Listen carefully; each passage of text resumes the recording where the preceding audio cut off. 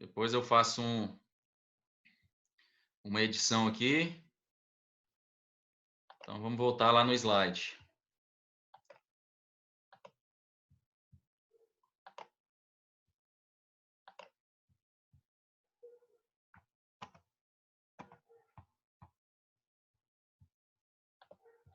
O bom é que eu não estou conseguindo... Ah, mudou aqui.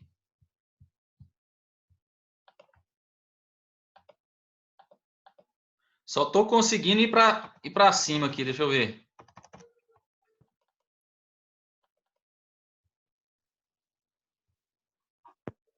Vou tentar corrigir isso aqui.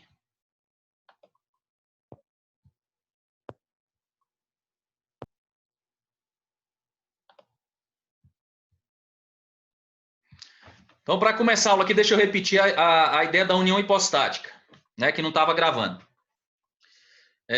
O que é a união hipostática? É o grande mistério da matéria cristológica.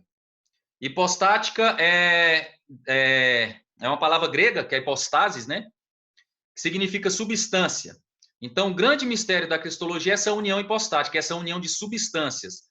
Essa união de substância divina, 100% divino, e a união de substância 100% humano. E isso aconteceu em Jesus Cristo.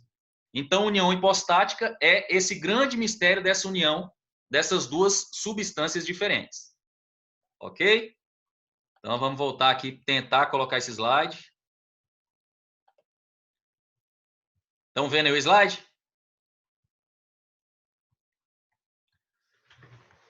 Então, vamos tentar ir com ele daqui mesmo. A gente comentou aqui na aula passada esse tópico 1. Aliás, eu acho que foi há 2 aulas atrás que a gente comentou esse tópico 1 já, né? O tópico 2, as primícias dos que dormem, eu vou comentar hoje. O tópico 5, Jesus Cristo Centro, a gente comentou na primeira aula. Então, hoje eu vou tentar comentar o tópico 2, 3 e 4. Ok? Então, vamos lá para a página 161. Jesus Cristo, as primícias dos que dormem. Página 161 do livro. Na próxima aula, a gente vai tratar sobre a unidade 2, né, sobre a unidade 2, e na última aula sobre a unidade 3. Unidade 2 é sobre os evangelhos, a revelação no Antigo Testamento, e a unidade 3 é os concílios. Página 161 agora, a gente lê aqui. Jesus Cristo, a primícia dos que dormem. Eu vou ler aqui uma parte que eu selecionei, e depois vou fazer comentários, inclusive com algumas questões aqui para a gente debater. Ok? Então, bora lá. Página 161. A ressurreição de Cristo é muitas vezes mal compreendida pelo mundo. Isso aqui eu comentei na última aula, né? Tem gente que vê apenas que a ressurreição é como se fosse um final feliz para aquele servo sofredor, humilde, que sofreu durante o filme todinho e no final ele ressuscitou. Não é. Quem não viu isso aí, volta na última aula e dá uma olhada lá que eu expliquei isso bem melhor. Outros que são os apologistas, né? Para quem não sabe, apologista é aqueles que defendem a fé de forma racional. Eles lutam para tentar provar que a ressurreição é um fato histórico. Ok, é um fato histórico, tem como provar? Tem. Historicamente falando, é provável a ressurreição. É provável no sentido que se pode provar, não é que é uma possibilidade. Ok? Mas a gente tem que ter cuidado para não se perder também, nem como um apologista, que vê apenas a ressurreição e mergulha apenas na ressurreição no caráter histórico, né? E nem como aquela pessoa que vê a ressurreição como um final feliz de um filme. A ressurreição, para nós, não é nenhuma dessas duas coisas. Apesar de ter esses dois sentidos aí. Mas isso é o detalhe do que isso significa para a gente. Também já foi discutido o que significa para a gente isso aí. Então tá, deixa eu ver aqui. Página 164. Né? Porque esse comecinho aqui eu já comentei na última aula.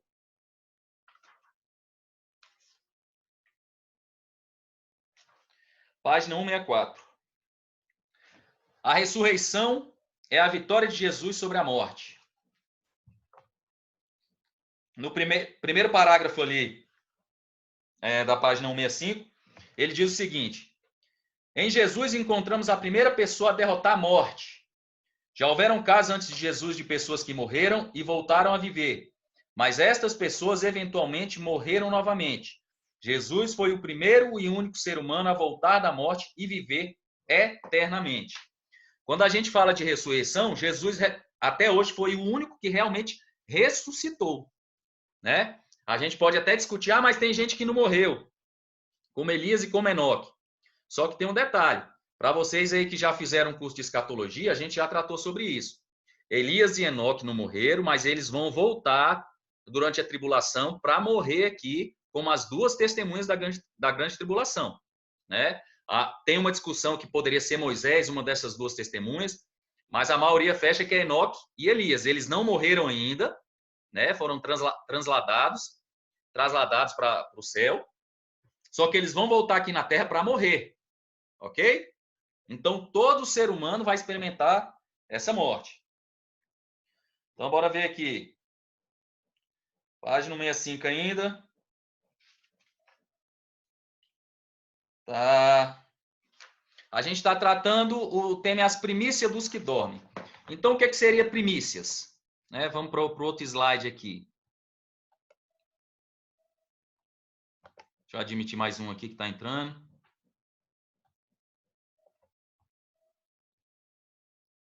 Mais dois atrasados aqui.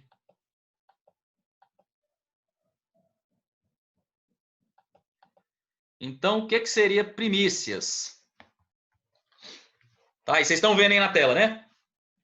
Essa é a definição, a segunda definição está no livro na página 167. Primícias. Os primeiros frutos colhidos.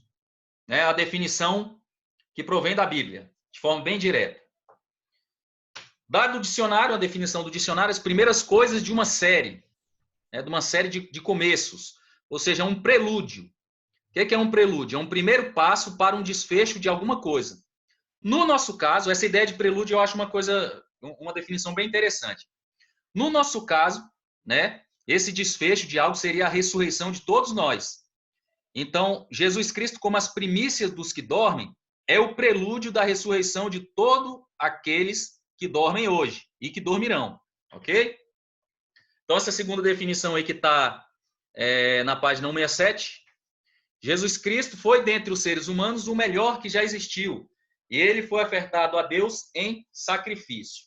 Então, essa ideia de primícias, sem propaganda agora, quem estava reclamando do copo, é uma ideia bíblica, né, que está ligada à questão dos primeiros frutos da terra.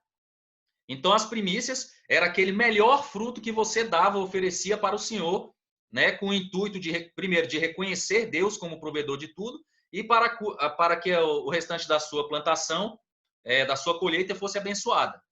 Então, o melhor que você colhia, que era aqueles primeiros frutos, era oferecido ao Senhor. Ok? Então, vamos para o outro slide aqui.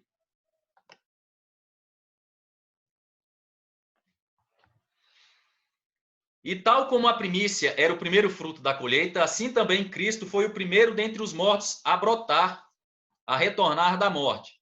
A ressurreição de Jesus Cristo é a promessa de nossa eventual ressurreição e participação na nova criação. Isso aí está escrito na página 167 também. Ok? Só um resumozinho aí que eu achei interessante para a gente tratar. Agora os assuntos mais interessantes a gente vai começar a ver agora aqui. Ó. Curiosidades teológicas a respeito dessa questão de primícias. Né? Porque Jesus Cristo também é tratado como primogênito dentre os mortos. Né? Vamos fazer uma diferenciação entre essa questão de primícias e primogênito. Vocês vão ver o quanto que isso faz diferença nessa definição que a gente vai ver aqui agora. Então, bora lá. Apesar de Jesus Cristo receber referência a frutos da terra, apesar dele ser referido como primícias, ele não é considerado como tal em aspecto cristológico. Já já eu vou explicar isso melhor. Vamos aí, abre a Bíblia aí em Gênesis 3. Gênesis 3.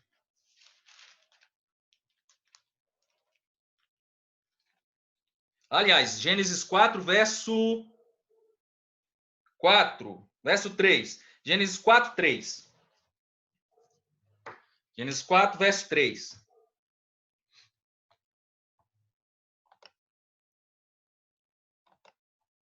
Deixa eu silenciar todo mundo aqui de novo, que já entrou mais um pessoal aqui. Para quem não tinha entrado ainda,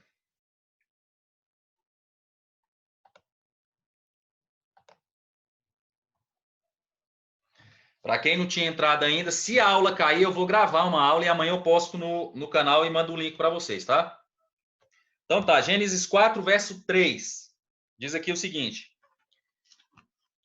E aconteceu, ao cabo de dias, que Caim trouxe do fruto da terra uma oferta ao Senhor.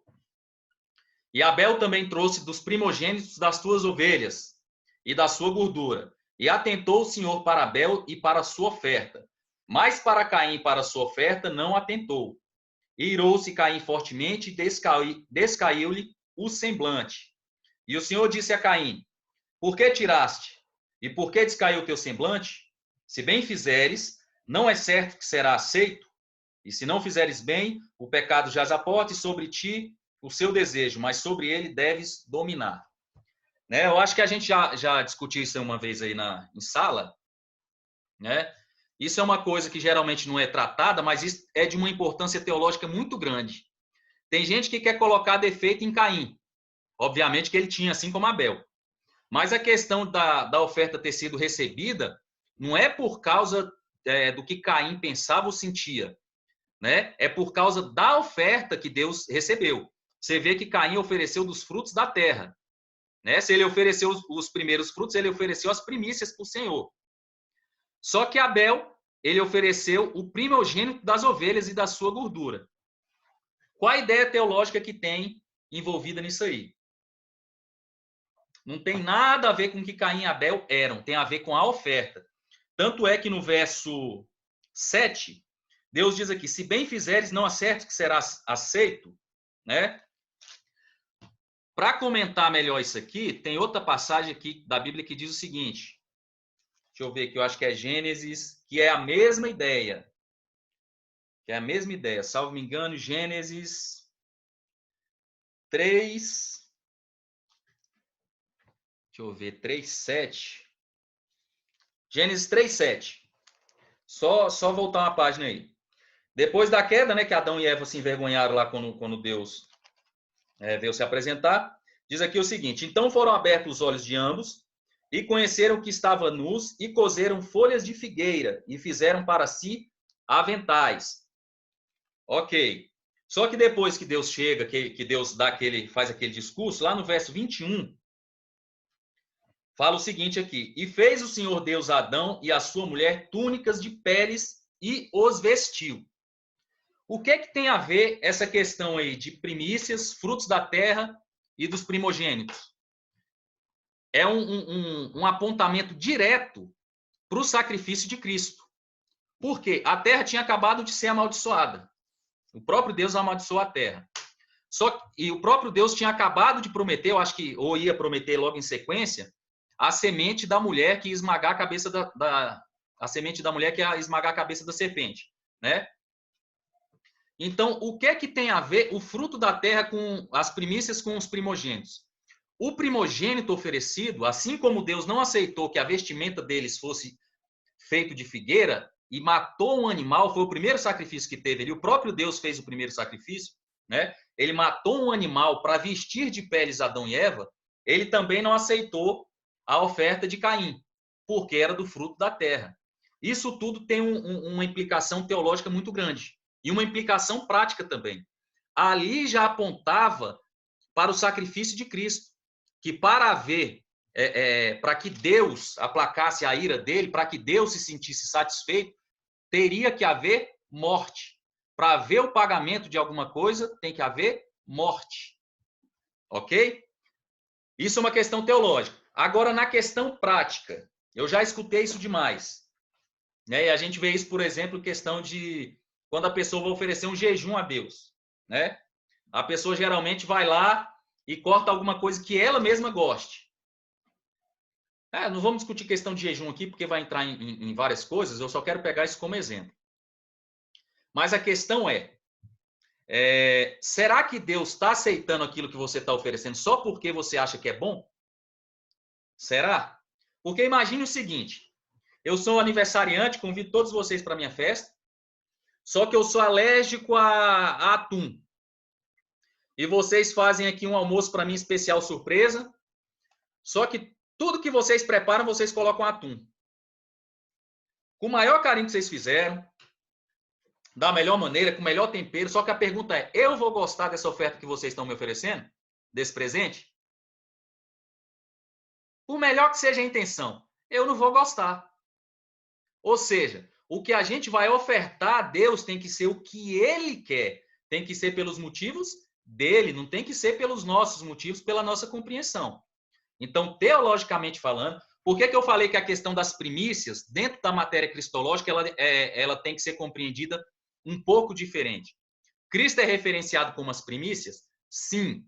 Só que, teologicamente, dentro de um sistema mais amplo, a ideia é do primogênito. O que Deus aceita é exatamente o primogênito sacrificado. Ok? Tá dando para acompanhar aí? Tá aqui, ó, em Gênesis 3.7, né? Eu li Gênesis 3.7. Quando Adão e Eva eles foram lá e fizeram a vestimenta deles de figueira, Deus no final do versículo do capítulo 3, Deus não aceitou, eles estavam vestidos. Deus foi lá e fez de túnica de pele de animal. OK? Deus matou o animal para manter eles aquecidinhos. Ou seja, aquilo tinha uma referência com a própria sobrevivência. Tá, esse aqui eu acho que eu já falei, né? Apesar de Jesus Cristo ser referenciado como primícias, a oferta aceita por Deus, no sentido cristológico, como expiação do pecado, é apenas do primogênito sacrificado.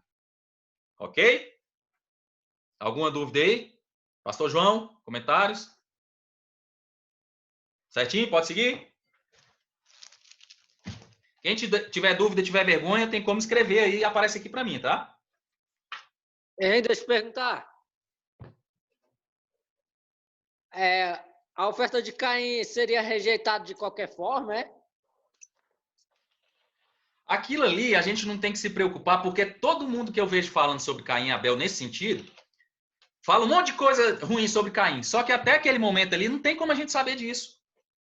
Ah, Caim era invejoso, Caim era não sei o quê, Caim era isso, Caim era perverso, Caim não sei o quê, Caim...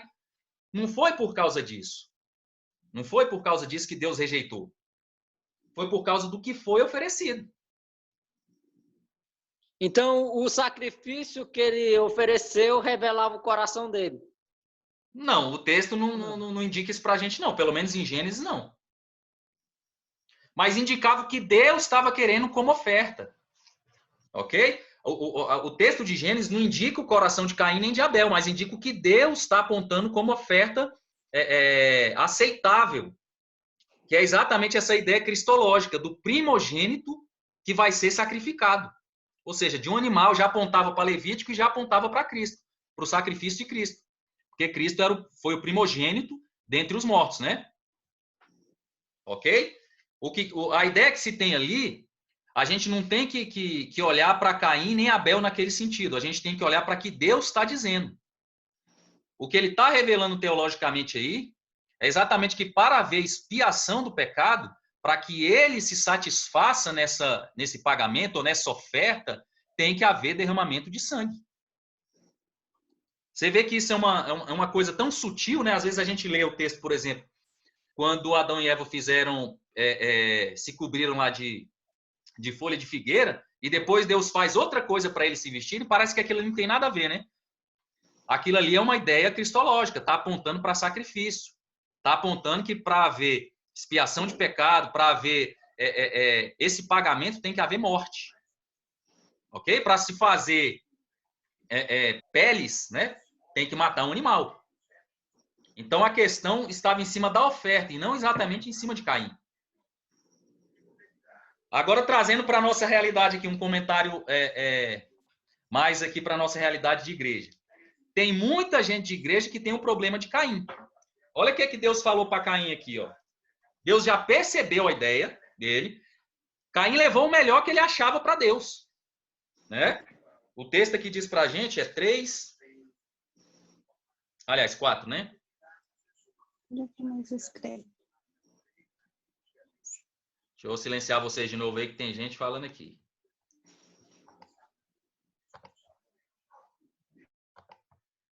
Então tá, no verso 4, diz aqui, Abel também trouxe dos primogênitos suas ovelhas. Não, verso 3, né? Aconteceu do cabo dos dias, Caim trouxe do fruto da terra uma oferta ao Senhor. A gente não tem como dizer se foi o melhor, não. Mas eu acredito que ele deva ter levado uma boa coisa para o Senhor. Né? A questão não está em cima da intenção, se foi bom, se foi ruim. A recusa de Deus aqui é em relação ao significado. Em relação ao significado que isso tinha. Ok? Aí você me perguntou... Lucas, fala aí, o que foi que você me perguntou mesmo aí?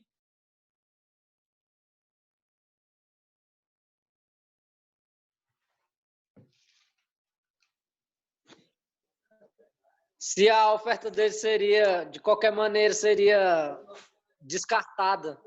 Ah, tá. Não, então eu respondi, né? Então eu respondi. Então coloca no mudo de novo aí. Então tá respondido isso aí. Então, trazendo isso aqui para dentro da realidade da igreja. Né? E Deus fala aqui no verso 7. Se bem fizeres, não é certo que serás aceito, e se não fizeres bem, o pecado jaz à porta, e sobre ti será o seu desejo, mas sobre ele deves dominar. O que estava nascendo no coração aqui de Caim? Inveja. Vou silenciar vocês de novo. Não, pode.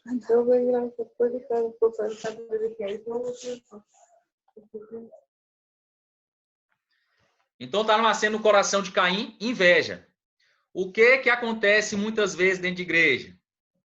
Muitas vezes e sempre. Igreja é um lugar que tem gente invejosa? Sim ou não? Muita, né? E geralmente por questões de quê?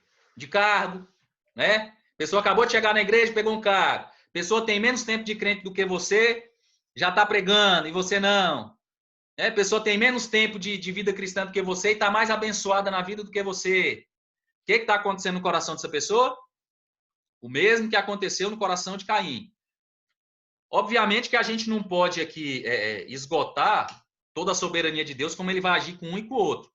Porém, há indicações claras, pelo menos para mim, eu consigo ver isso, quando eu analiso a vida e a compreensão de cada um, que as pessoas provavelmente estão oferecendo ofertas equivocadas para Deus. E muito provavelmente não será aceito. Ok? Então, muitas vezes, eu digo isso, por exemplo, em relação à oração. Tem gente que ora 20, 30 anos pedindo uma coisa para Deus e não acontece. Uma coisa banal, uma coisa básica. E o outro aqui do lado, de repente, orou uma vez e o negócio no outro dia apareceu. E a gente vê pessoas dentro da igreja que parece que vivem em completos extremos. Né? E tem pessoas que eu vejo dentro da igreja aqui que eu fico abismado. É só luta. A gente vai passar por luta? Vai. Mas tem gente que nunca sai de nenhuma. É o mesmo marido que tem 30 anos que é cachaceiro. É os mesmos problemas de saúde, só está aumentando. A parte financeira só vai para trás. Os filhos só está piorando. Só está arrumando mais problema dentro de igreja. É mais fofoca, é mais contenda, tudo dá errado.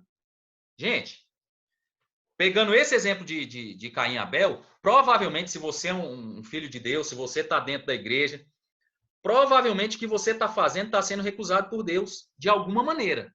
Então pare de olhar para o seu irmão, senão vai nascer esse coração de Caim dentro de você aí ainda existe, né? Ele vai se desenvolver. Comece a analisar se aquilo que você está oferecendo para Deus realmente está servindo de oferta. Realmente é aquela oferta que Deus está querendo de você. É aquilo que ele está pedindo.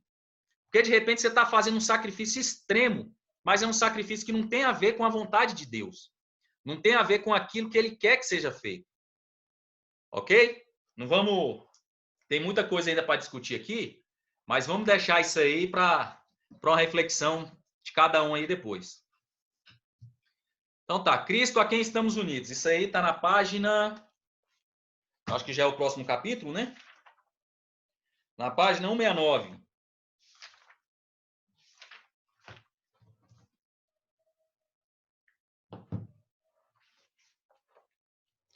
Página 69.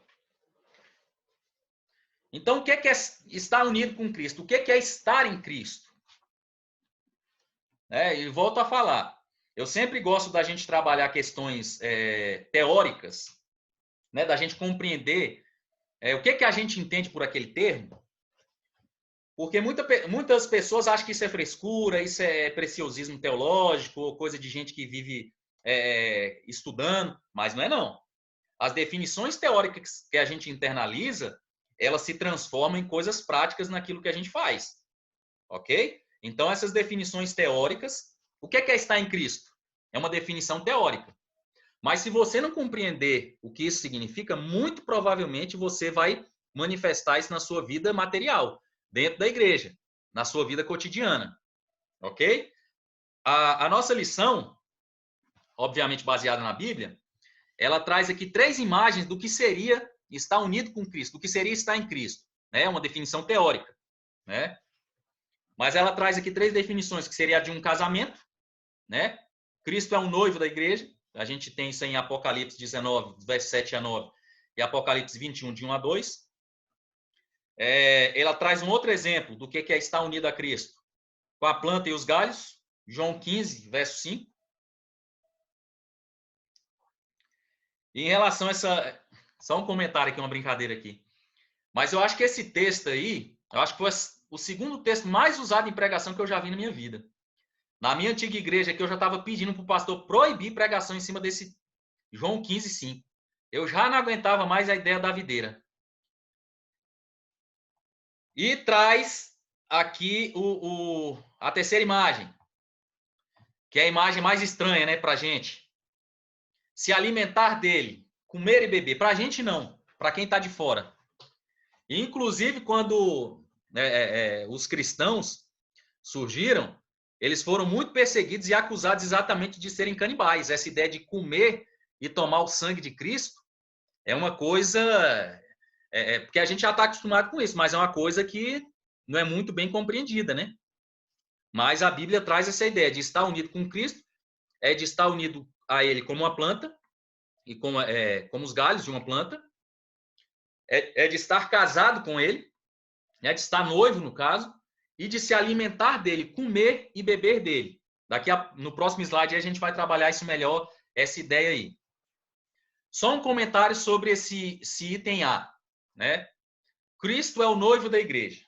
Até agora a igreja ainda não casou com Cristo. Né? Só que tem um detalhe.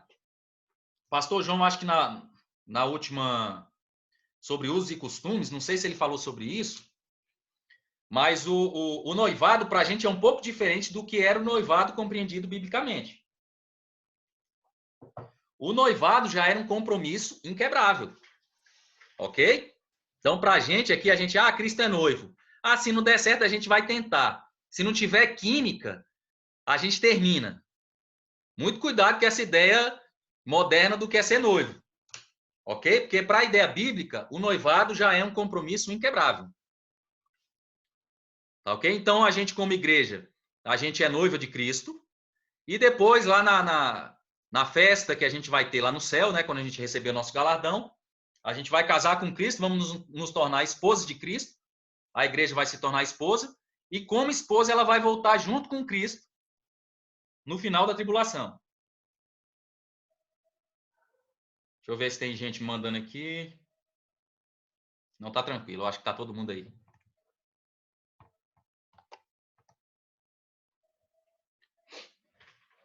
Ok.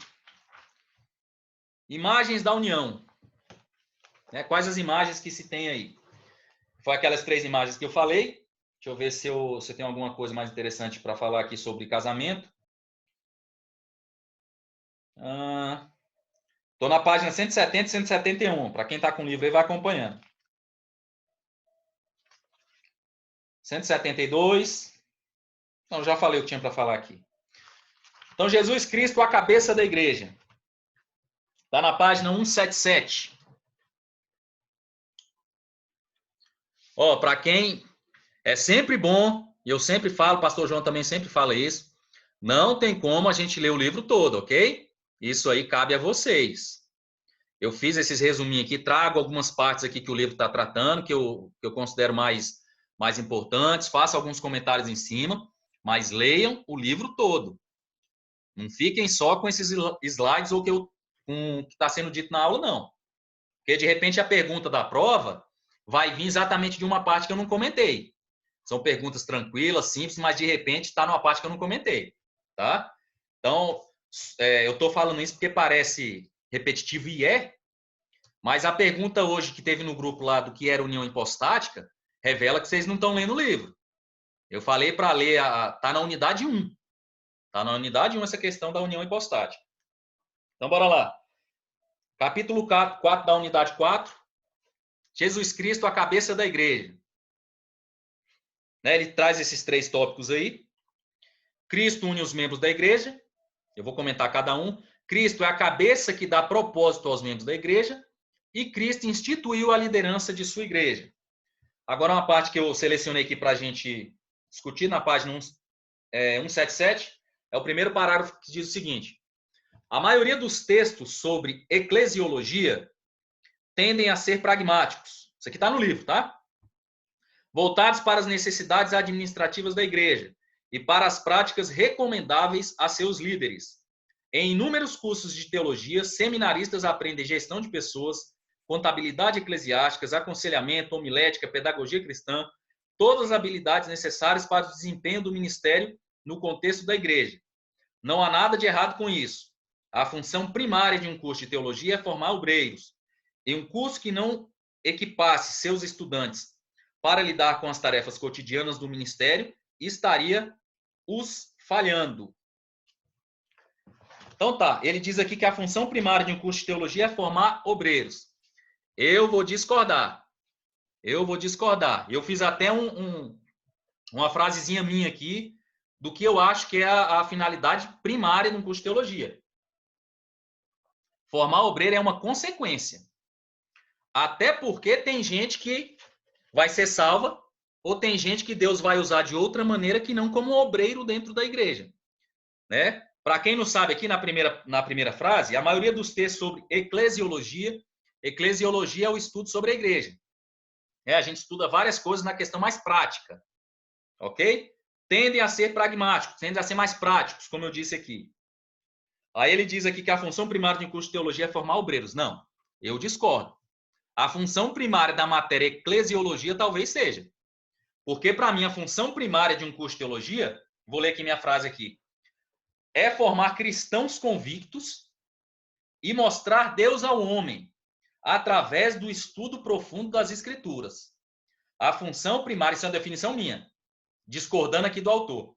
A função primária de um curso de teologia é formar cristãos convictos, é mostrar Deus ao homem através do estudo profundo das Escrituras.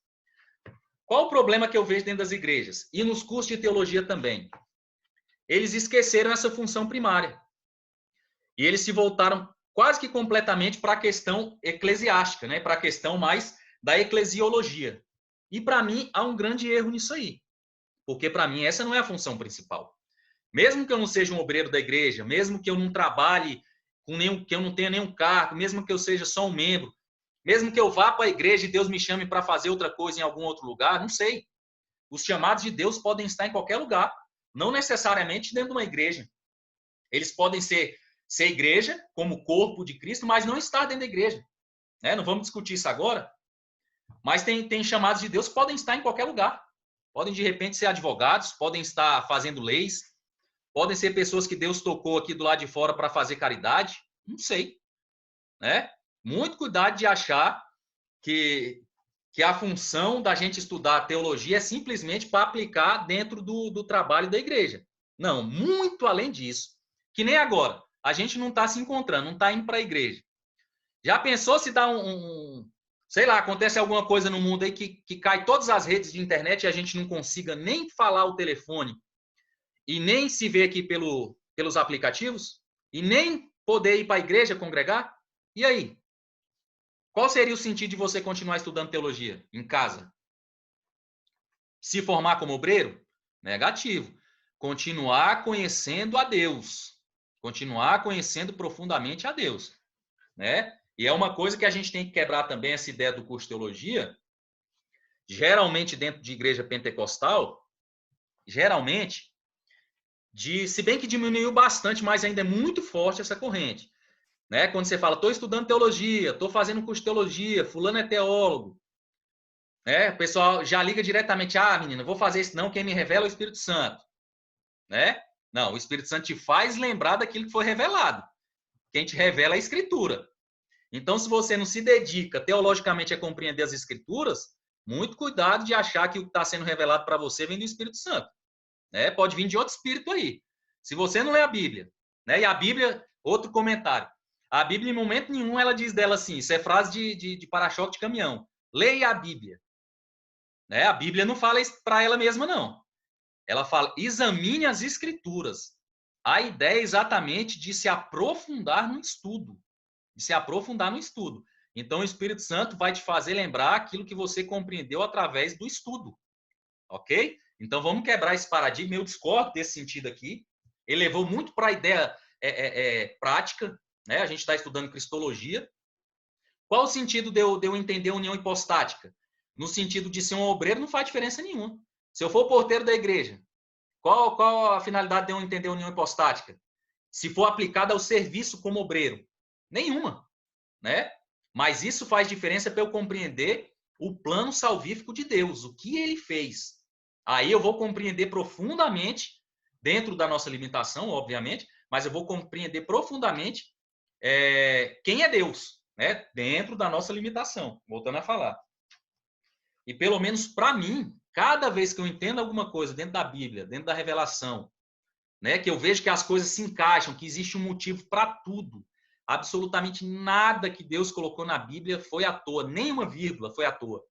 Né? Quando a gente acha que está com dúvida, se a gente achou 2 versículos ou 2 passagens que parecem que estão se contradizendo, foi você que não entendeu uma delas ou as duas, porque a Bíblia não se contradiz em momento nenhum. Ok? Então, muito cuidado com essa ideia. Deixa eu ligar aqui meu... Estava acabando a bateria aqui. Então, nisso eu discordo. Jesus Cristo é a cabeça da igreja. Página 178. Para mim, a função de teologia é você estudar e conhecer profundamente a Deus. Cristo une os membros da igreja. Página 178. O Novo Testamento compara a igreja com muitas coisas. Uma noiva, um templo, um reino, um sacerdócio, uma nação, um rebanho, um corpo. E assim por diante. É interessante notar quantas dessas imagens são coletivas. São coletivas. Primeiro comentário. Não existe voo solo. Cristão não voa sozinho.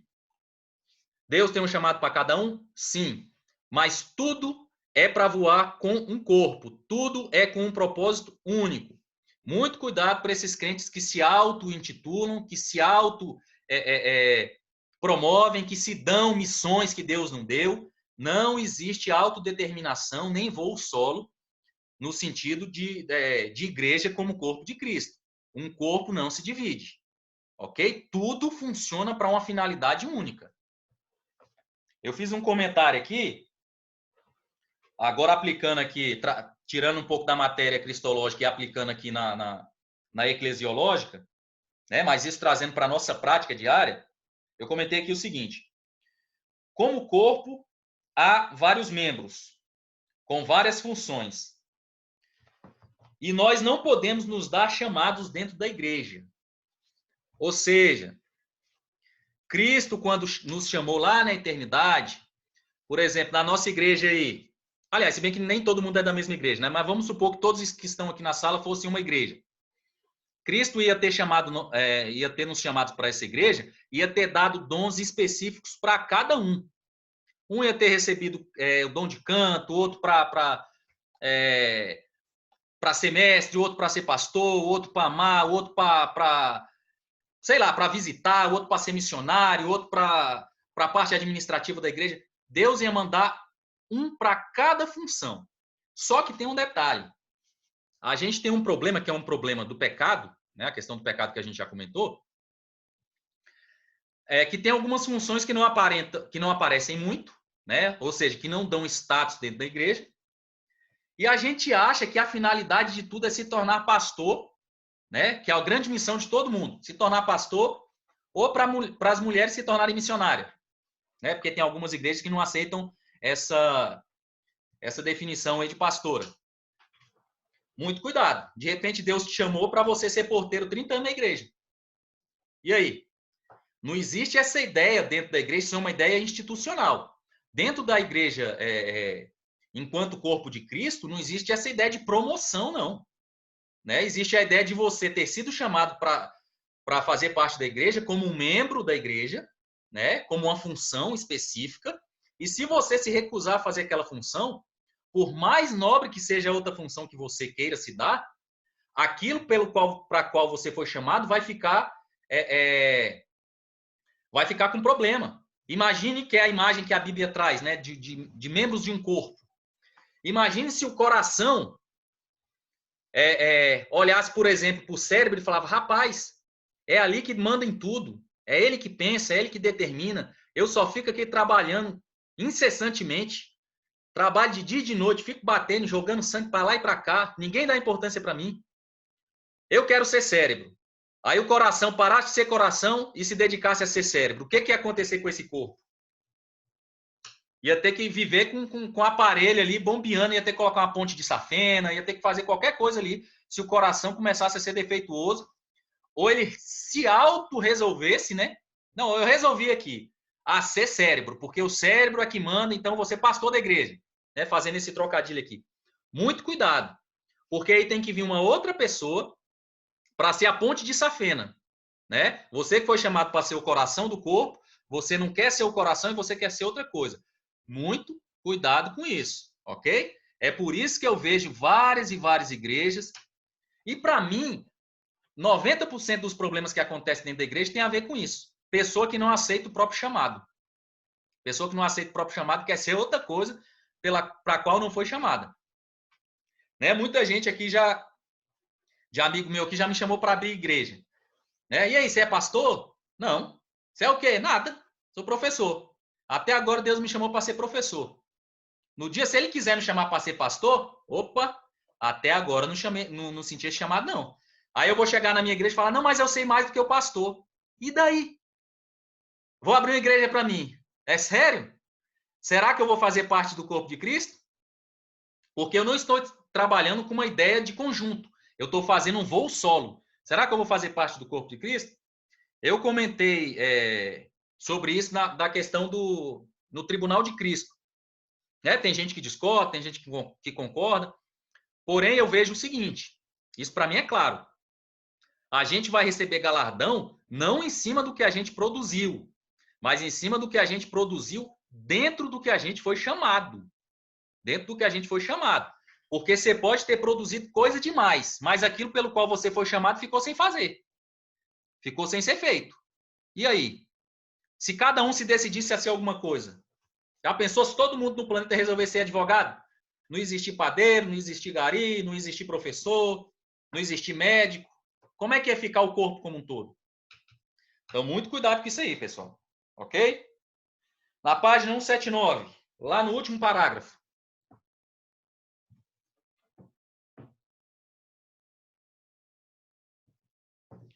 Fala aí, o teólogo alemão Dietrich Bonhoeffer foi ainda mais longe em sua contemplação de Cristo como unificador da igreja. Segundo Bonhoeffer, Cristo não é apenas aquele que une os membros da igreja. Ele é aquele que media as relações do cristão com toda outra pessoa e não apenas com Deus. Quando Cristo chama alguém a ser seu discípulo, não há mais relação alguma com outra pessoa que não seja mediada, filtrada, atravessado pela presença de Jesus. Né? Na outra aula eu fiz um comentário sobre o Dietrich Bonhoeffer, não vou repetir aqui. Mas apesar daquele comentário negativo, Dietrich Bonhoeffer foi um excelente teólogo. Ok? Não, o livro dele, Discipulado, para quem não leu, leia. Você é uma pancada, é uma pancada. Se você ler sozinho, de madrugada, você vai chorar e se questionar seriamente o seu chamado, questionar seriamente se você é discípulo de Cristo. É doído, é uma surra de sandália Kenner.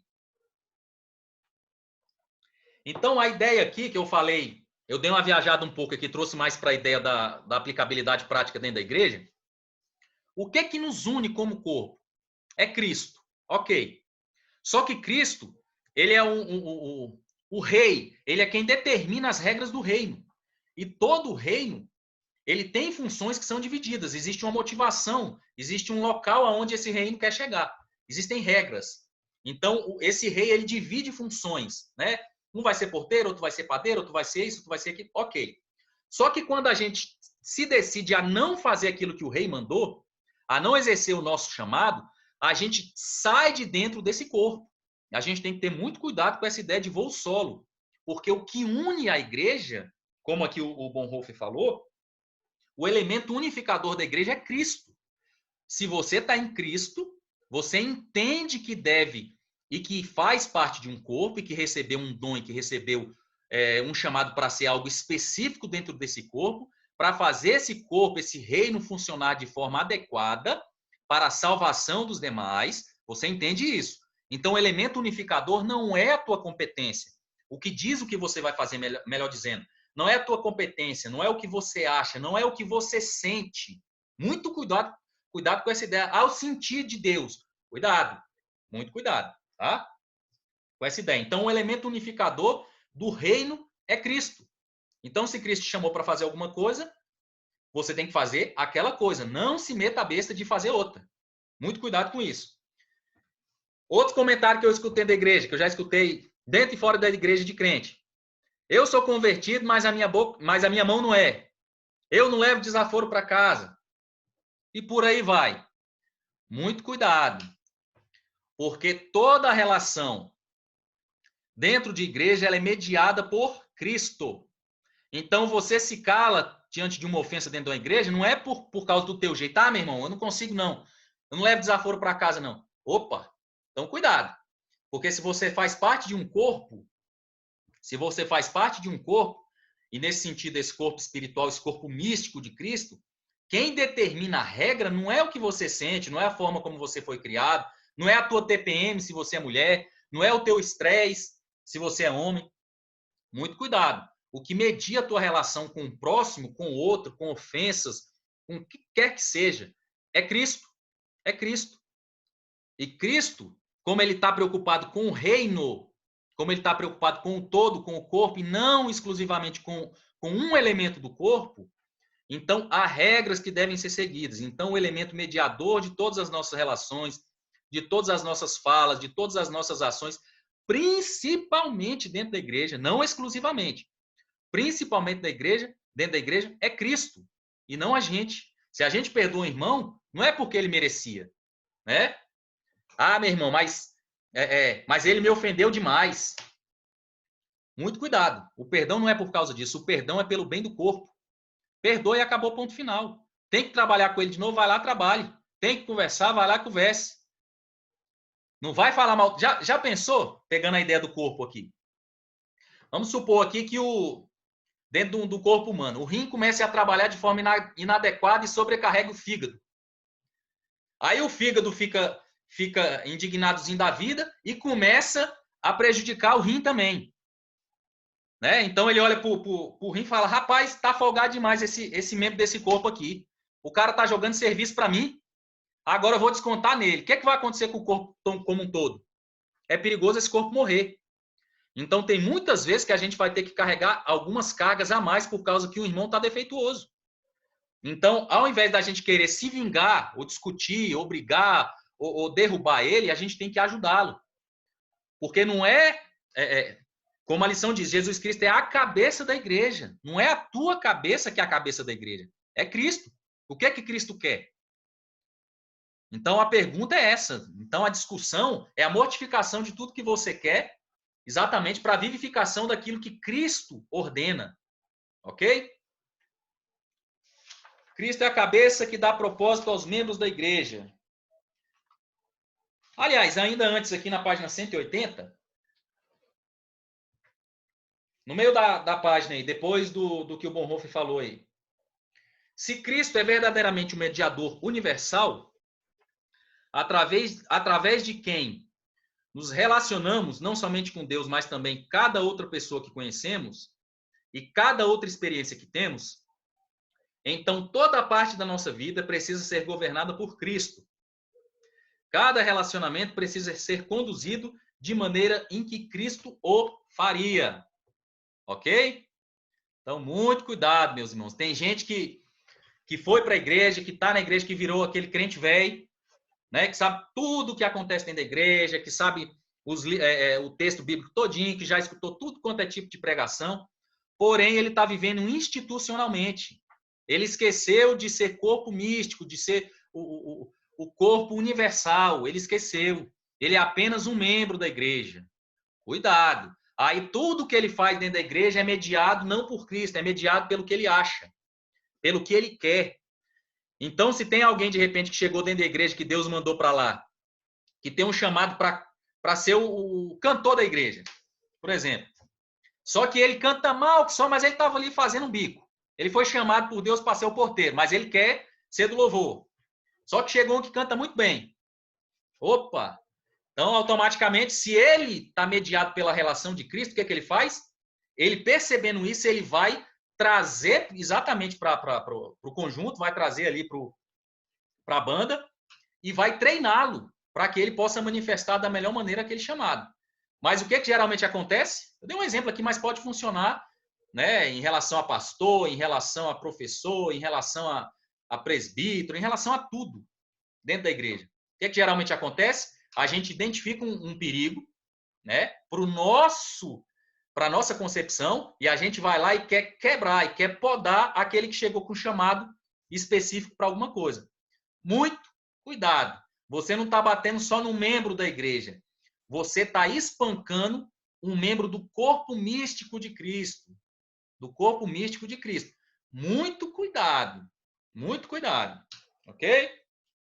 Página 181. Cristo é a cabeça que dá propósito aos membros da igreja. Isso aqui eu acho que eu já comentei dentro desse comentário que eu fiz aqui da página 170 e 980.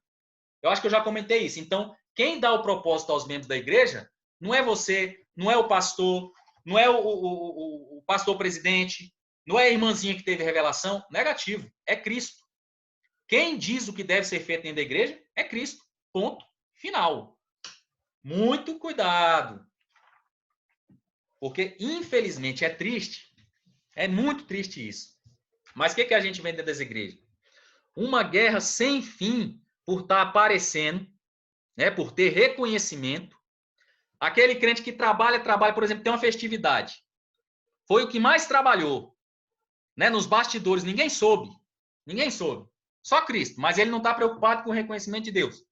Ele está preocupado com o reconhecimento do pastor e da igreja.